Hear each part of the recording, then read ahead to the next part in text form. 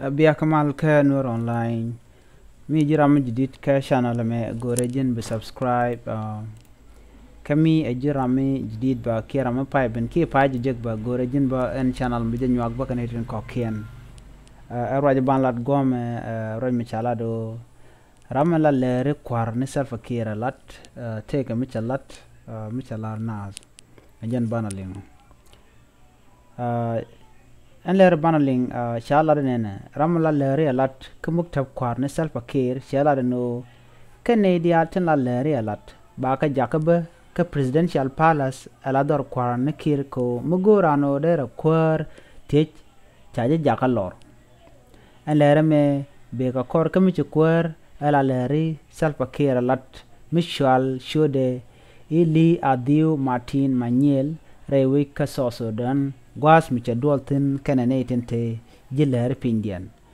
jan chadwal kamish ne rishal ke media house kene de konta jilar pindian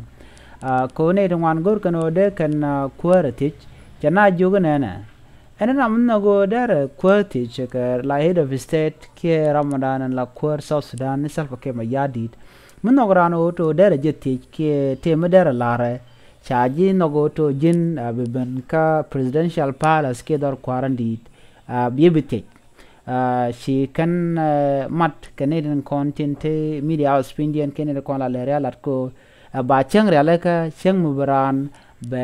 beben ka presidential palace beje bege ndor quarta teje bumutur mo bi tur bumuteje mo bi te ka kwar chala do to ko run ka ba dor real ga kam be media house ni dial ki journalist ni ki ni konti la realat buka wa dar kwar ni self ke ma yadit ki presidential palace ko be kan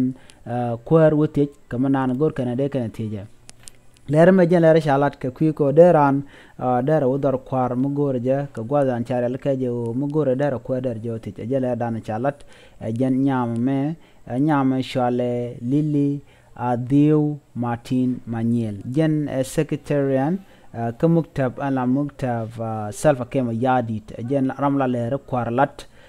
namo chalat no chadol ka jas media lo ramgoro de salfa kema yadi der je ka presidential palace ke go der ka presidential palace chai jako to boten kamal ne majele dana chalat biata kamal